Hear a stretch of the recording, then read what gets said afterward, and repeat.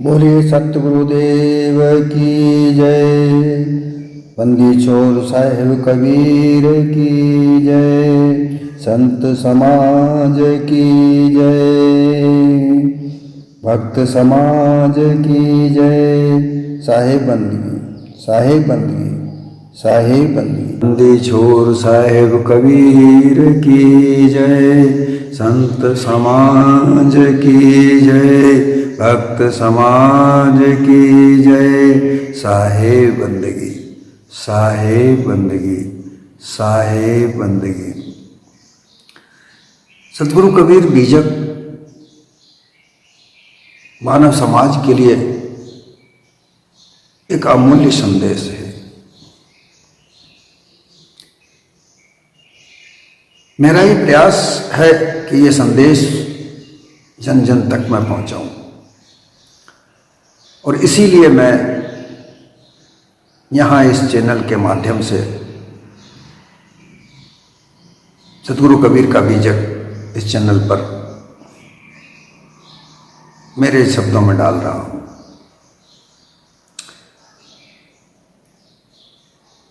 मैं चाहता हूँ कि आप ज़्यादा से ज़्यादा इस चैनल को सब्सक्राइब करें, लाइक करें और अपने मित्रों में, जानने वालों में, अपने भक्तों में ये शेयर करें। आज की साखी जो है बीजक की साखी 195 है।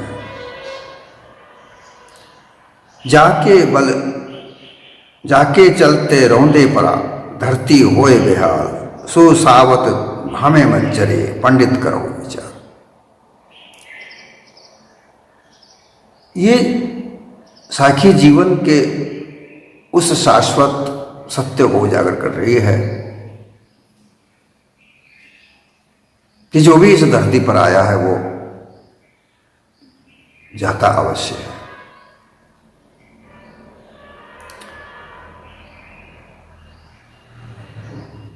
बड़े बड़े योद्धा इस धरती पर आए। हिरण्याकश्यप, हिरण्याक्ष, जलांधर, त्रिपुर, रावण, कुंभकर्ण, इसके अलावा भी अन्य अन्य बहुत विद्वान, तन से, शक्ति से, ऐश्वर्य से बड़े बड़े बलवान हुए, जिनके चलने मात्र से धरती हिला करती थी। जहां वो चलते थे उनके पैरों से गड्ढे पड़ जाते थे। ऐसा शास्त्रों में लिखा हुआ है।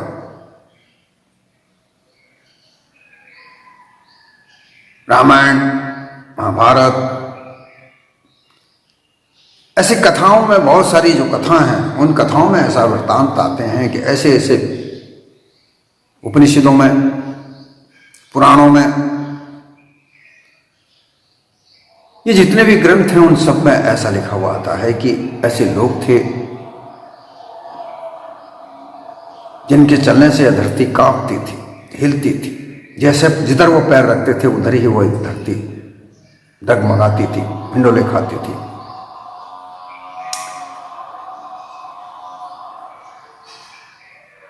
परंतु वो सब इस धरती पर नहीं रहे। वो भी इस धरती को छोड़कर चले गए।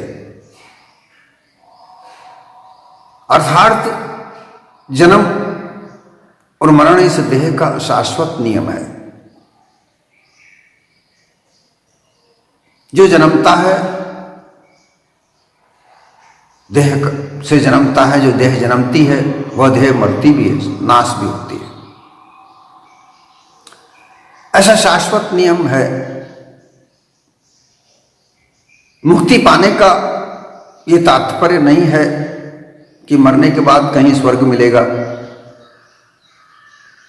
या जन्नत मिलेगी, ऐसा कहीं तात्पर्य नहीं।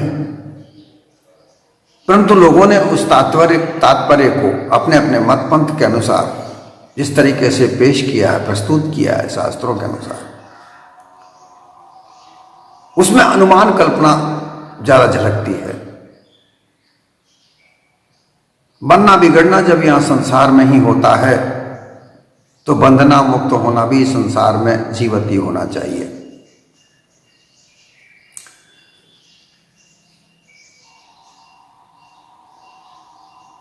हे पंडितों, यहां पंडित का आशय सदगुरु उन लोगों से लगाते हैं जो धर्म के विद्वान हैं, जो अपने अपने मत पंथ को चलाने वाले विद्वान हैं। कोई ब्रह्म ज्ञान का विद्वान है, कोई योग का विद्वान है, कोई कर्मकांड का विद्वान है, कोई भक्ति का विद्वान है। कई तरह के विद्वान होते हैं। जो भी विद्वान हैं उन सबसे ये कहा है कि इसका विचार करो कि क्या कोई इस देह को लेकर कहीं स्वर्ग में गया।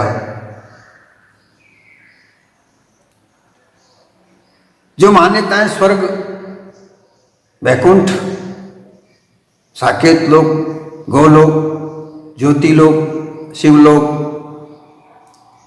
ये जो शास्त्रों में के माध्यम से दर्शाई जाती हैं, क्या वहां कोई धन संपत्ति को लेकर गया? धन संपत्ति यहां जितनी भी कमाता है, जो भी एकत्रित करता है, वो सब उसकी देह के साथ ही यहीं पर छूट जाती है। वो ना तो कहीं ले जा सकता है, ना कहीं जाती है। अगर वो चाहे तो भी वो कहीं नहीं जा सकती।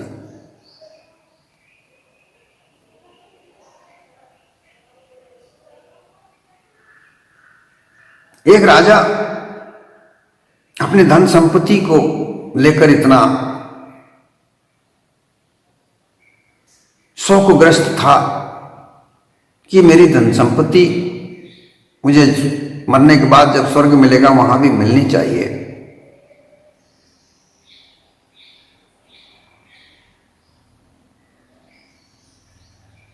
वो कैसे मिले, कोई ऐसी विधि बता दे।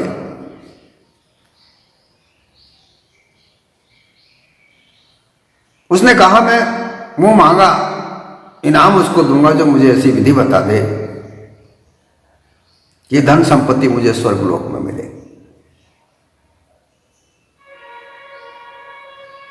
परंतु ऐसा कोई शाश्वत नियम नहीं है और न सत्य है। जो भी कुछ धन संपत्ति होती है वो सब देह के साथ यहीं छूट जाती है, कोई साथ लेकर नहीं गया।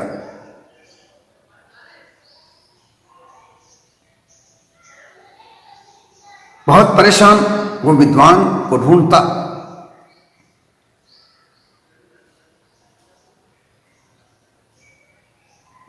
तब एक महात्मा उसके पास आए। उसने सारे शहर में बड़े बड़े बोर्ड बना करके लिख रखा था कि कोई भी मुझे धन संपत्ति को वैकुंठ ले जाने की विधि बताएगा, उसे मैं उसका मुंह मांगा इनाम दूंगा। उस नगर में जब वो महात्मा आए, संत आए, तो उन्होंने जब वो बोर्ड को पढ़ा तो भाई ये कौन सा सेठ है जो ऐसी विधि चाहता है।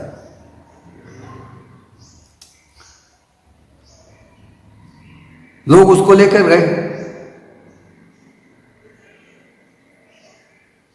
सेठ से मिलाया कि जो आप चाहते हो वो ये विधि ये महात्मा बताएंगे।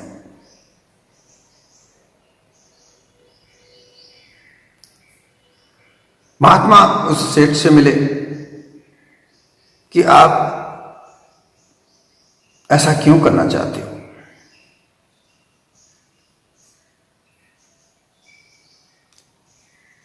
सेठ ने कहा कि शास्त्रों में शास्त्रों के द्वारा प्रमाण देकर ये मतपंथ के लोग, ये पंडित विद्वान लोग मुझे ये कहते हैं कि जो भी कुछ धन संपत्ति है उसे वैकुंठ में ले जाने के लिए तुम दान पुण्य करो, पूजा अर्चना करो, वो तुम्हें वैकुंठ में मिलेगी। तो मैं ये चाहता हूं कि सारा धन जो भी मेरे पास है वो सारा का सारा मुझे वैकुंठ में मिले, स्वर्ग में मिले, ऐसी विधि बताओ।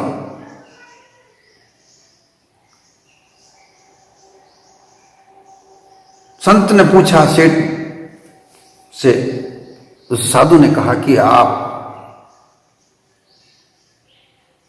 वास्तविक रूप से मरने के बाद स्वर्ग प्राप्त करने की इच्छा रखते हो कि मरने के बाद तुम्हें स्वर्ग की प्राप्ति होगी? उन्होंने कहा हाँ, जब स्वर्ग मिलता है, क्योंकि वेद शास्त्र पुराण इन्होंने सब में लिख रखा है कि स्वर्ग तो मरने के बाद ही मिलता है। तो जब स्वर्ग मुझे मिल सकता है तो ये धन संपत्ति भी वहां मिल सकती है। ऐसा मेरा निश्चय है कि मैं अवश्य स्वर्ग को प्राप्त करूंगा। साधु ने कहा भाई तुम जब स्वर्ग जा ही रहे हो तो मेरा एक काम कर दो, ये मेरी एक सुई है, इसे सुई को साथ में ले जाओ और मैं भी स्वर्ग आ जाऊंगा तो फिर मुझे सुई वहां दे देना, क्योंकि वहां धन संपत्ति जो आप सब ले जाओगे वहां पर पहुंचोगे तो ये सुई मैं वहां से आपसे ले लूंगा, क्योंकि वहां और सब मिल जाता है। जब अपने कपड़े फटते हैं तो कपड़े सीने के लिए सुई नहीं मिलती, ये सुई वहां मुझे आप दे देना, ये मेरी अमानत रूप में आप अपनी धन संपत्ति के साथ ले जाना।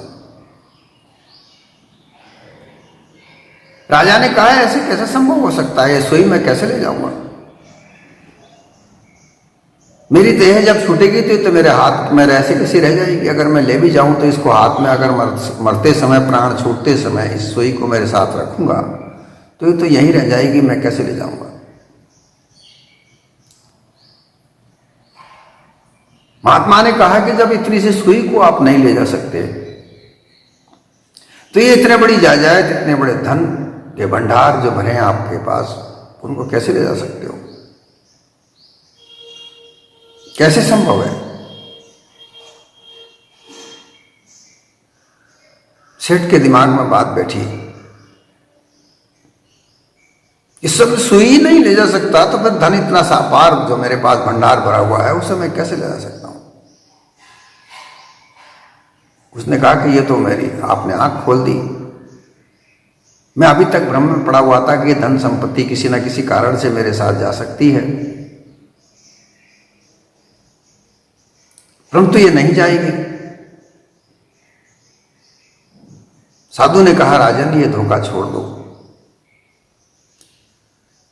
स्वर्ग नरक इस देह में जीते जी ही प्राप्त होते हैं। मरने के बाद किसी प्रकार का कोई कहीं स्वर्ग नहीं है, कोई वैकुंठ लोक नहीं है, सब यहीं पर है।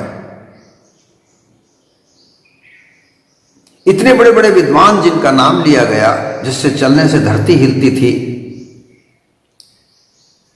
वो भी इस धरती पर अपने इस देह को त्याग कर चले गए, परंतु उनके साथ में भी कुछ नहीं गया। देह त्यागना, देह को प्राप्त करना, इसी को जन्मना और मरना, इसे संसार की रीति की नीति के अनुसार कहते हैं।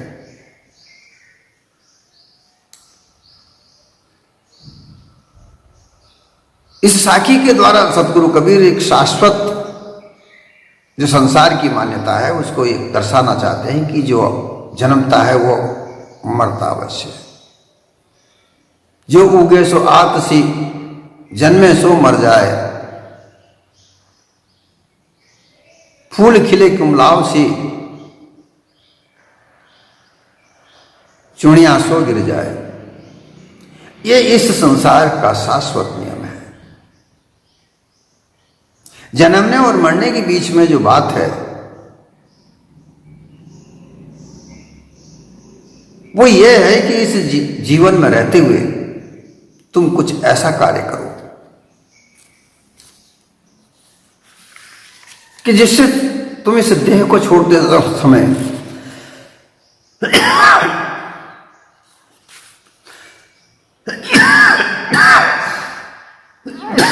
संतोषप्रद तरीके से, शांतिपूर्वक तरीके से अपना प्राण त्याग कर सको।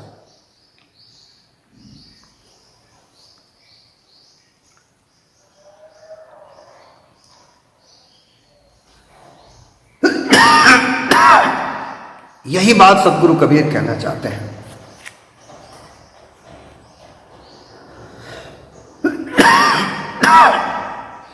इस जीवन में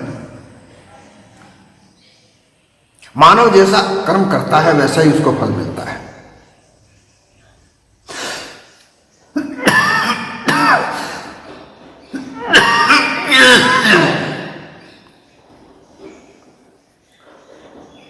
एक साखी और सदगुरु कबीर की है,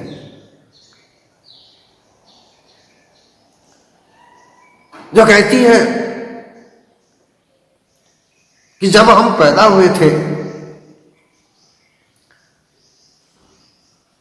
तब हम रो रहे थे, रोए थे, नहीं रोए थे तो रुलाया था।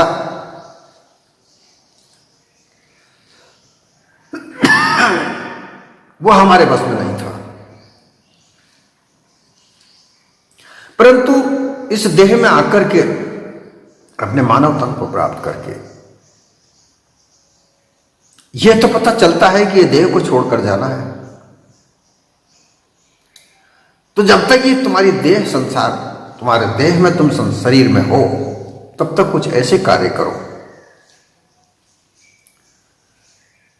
जो तुम्हें स्वर्ग जैसा महसूस हो, तुम्हारे आसपास का वातावरण स्वर्ग जैसा बने, वैकुंठ जैसा बने।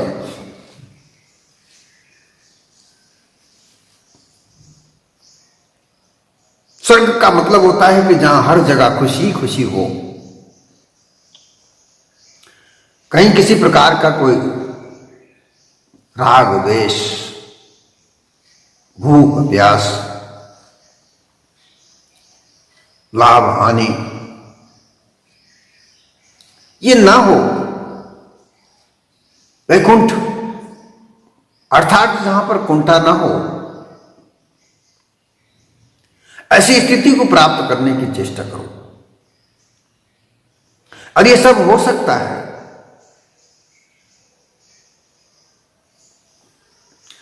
साहिब कह रहे हैं कि ये सब हो सकता है।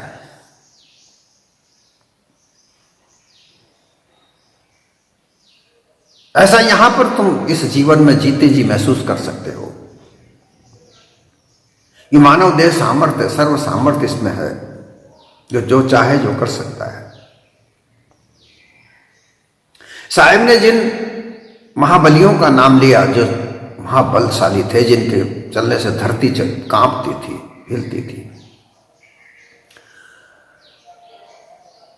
उनकी कहानियां अत्याचार से भरी हैं। ये बात अलग है कि वह सत्य है या असत्य है, परंतु जो कहानियां हमारे समक्ष आती हैं, उन कहानियों, उनके अत्याचारों की कहानी देखी है। वो अत्याचार करके भी अत्याचार, अतिचार कर, चार का मतलब होता है व्यवहार से, शुभाचार, नीतिचार, स्वाभाविक आचार, जो आचार विचार से अपने आसपास का वातावरण बनाए, क्योंकि तुम्हारे कर्मों के आधार पर ही तुम्हारे आसपास का वातावरण बनता है। तुम जैसी संगत करते हो वैसे ही लोग तुम्हारे साथ जुड़ते हैं। तो जो जैसी तुम अभिलाषा रखते हो वैसा ही तुम्हारे साथ में कर्तव्य जोड़ता है, और उस कर्तव्य के आधार पर तुम कर्म करते हो, कारण बनता है।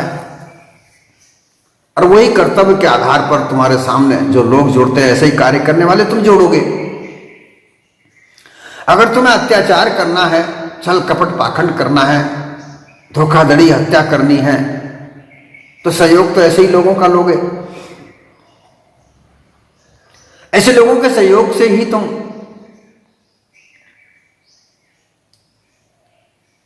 उस कार्य को कर पाओगे।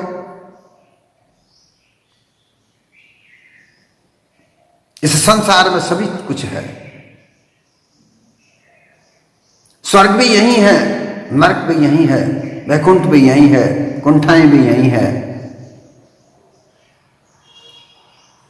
मरकर प्राप्त करने की जो बात है वो बिल्कुल मिथ्या है, वो सत्य हो ही नहीं सकती।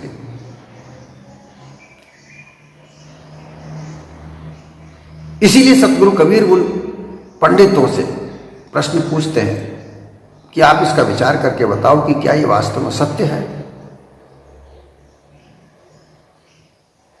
ऐसी ऐसी कथाओं का निर्माण करके लोगों ने शास्त्रों में डाल रखा है कि रावण की इच्छा राम से मरने की इसलिए थी कि वो साकेत लोक में स्थान पाने की इच्छा रखता था, वैकुंठ लोक में इच्छा मरने के बाद में जाने की इच्छा रखता था, और इसलिए उसने राम से बैर करके अपने आप को मुक्ति प्राप्त की। आप विचार करके देखो इस कहानी में कहां तक सत्य है। अगर रावण के लिए कहा जाता है कि वह अत्याचारी था, जीवन पर्यंत तो वह अत्याचार करता रहा, मरने के बाद में वो सुख की इच्छा रखे तो पता नहीं उसे मिला था कि नहीं मिला, ये कोई बात सामने नहीं आती।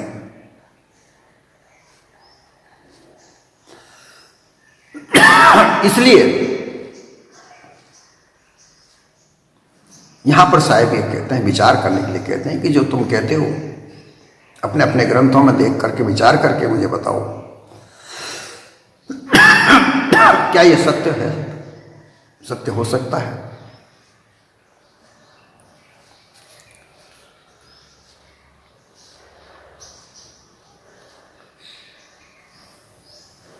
व्यक्ति जब तक मानव नहीं कहला सकता जब तक उसके अंदर मानव के गुण नहीं है।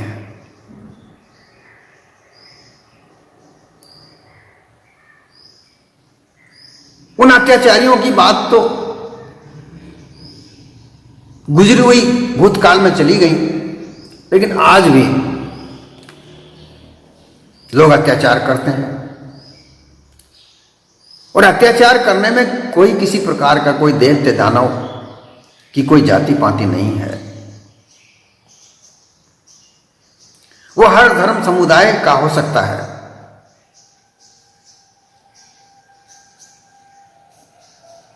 इसके लिए किसी एक धर्म समुदाय को दोषी नहीं ठहरा सकते।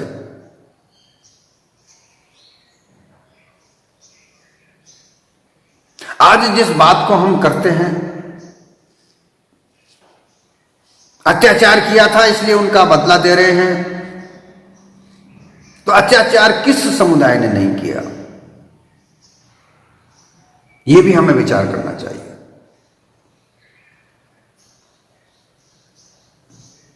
कौन सा ऐसा समुदाय है जिसने अत्याचार नहीं किया, यह हमें विचार करना चाहिए।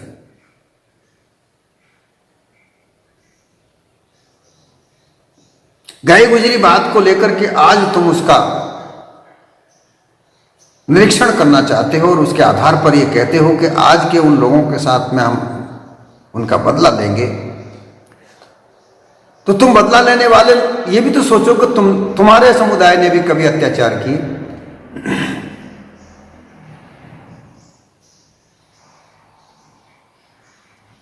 अत्याचार करने वालों को दंड देने का अधिकार वही रखता है जिसने कभी अत्याचार नहीं किया हो। तो पहले ये तो विचार कर लो कि किसने अत्याचार नहीं किया। जब आप इतिहास की बात उठाकर कहते हो कि इन्होंने अत्याचार किया, इस समुदाय ने अत्याचार किया, हम इसका बदला दे रहे हैं, तो तुम्हारे इतिहास को भी उठाकर देखो कि तुमने अत्याचार किस किस पर किया था। तुमने भी तो अत्याचार किया था। यहां किसी एक पक्ष या विपक्ष की बात नहीं है, मानव मात्र की बात है। किसी भी समुदाय का व्यक्ति, किसी भी जाति पाति का व्यक्ति, किसी भी धर्म का व्यक्ति अगर मानव गुण से रहित है तो मानव कैसे हो सकता है? नहीं हो सकता। सभी ने कह दिया बड़े जतन मानव तन पावा, लेकिन मानव तो सभी हैं, लेकिन इस मानव में ही तो चोर, लुटेरे, डाकू, अत्याचारी, व्यभिचारी, छल कपट करने वाले, ये भी तो हैं। क्या ये मानव हो सकते हैं? ये कभी विचार किया है कि ऐसे लोग भी कभी मानव हो सकते हैं क्या? जो धर्म के नाम पर, राजनीति के नाम से, सामाजिक के नाम से, आर्थिक नीति के नाम से जो अत्याचार करते हैं, छल कपट पाखंड करते हैं,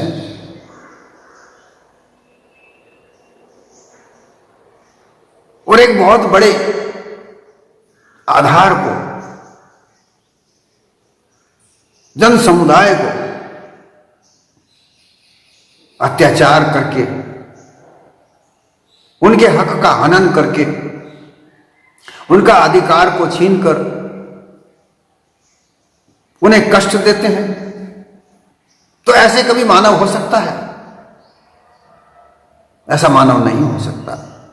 मानव मानव सब कहे, मानव मानव सब कहलावे, मानव बुद्धि कोई बिरला पावे। पांच तत्व का पूतला मानव धरिया नाम, एक कला के बीच रे विकल हो तो सब थाम। मानव अपनी मानव बुद्धि को छोड़कर अगर पशु कर्मों को धारण करके और अपने जीवन को चलाएगा तो उसे कहां वैकुंठ मिलेगा? ना मरने के बाद मिले, ना जीते जी मिले। मरने के बाद की तो बात ही अलग है, जीवत ही जो वैकुंठ मिले, स्वर्ग मिले। ऐसे कार्य करने के लिए मानव सद्गुणों को धारण करना चाहिए, मानव बनकर जीना चाहिए। जहां धर्म है वहीं मानवता के गुण होने चाहिए। बिना मानवता के गुण के धर्म कुछ नहीं हो सकता, और धर्म का मूल दया है। बिना दया कोई धर्म हो ही नहीं सकता। धर्म सम सद्भाव सिखाता है, चाहे वो किसी भी प्रकार का धर्म हो। सम सद्भाव सिखाने के अलावा अगर कोई धर्म है तो वो अधर्म कहलाने के लायक नहीं है, वो अधर्म है। धर्म मानवता के लिए होता है, मानव मात्र के लिए होता है। झूठ, छल, कपट, पाखंड रचने के लिए धर्म नहीं होता। यह भी विचार करना चाहिए।